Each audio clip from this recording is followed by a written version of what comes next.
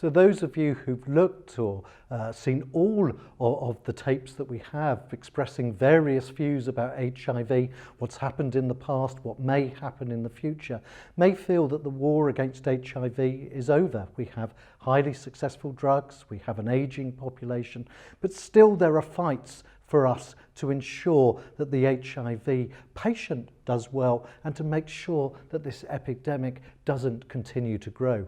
If you look at the number of people who die from HIV worldwide every year, it's still in a couple of millions. And if you look at the number newly infected, it's even greater. So are we truly winning the war against HIV? We need to make sure on several fronts that we continue the fight. We need to make sure that individuals are diagnosed. We need to make sure that the stigma around an HIV diagnosis, the fear of coming for an HIV test in case it is positive, is disappeared.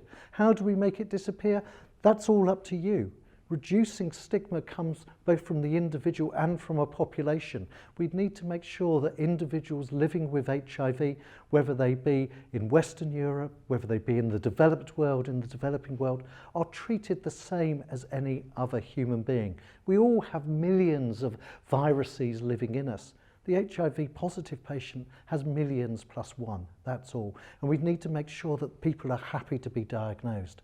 Once you're diagnosed, we need to make sure that individuals have access to care, that they have access to treatment, which is going to ensure that they live a healthy life.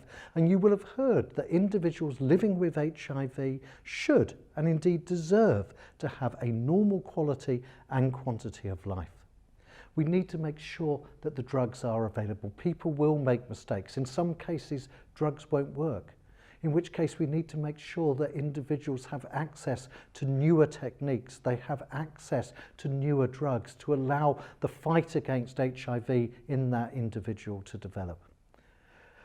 We also need to make sure that we're aware that in an aging population, whether they have HIV or indeed without HIV, that we are able to fight the other problems that we see in an aging population. Heart disease, liver disease, kidney disease, bone disease. They may all be increased in an HIV population.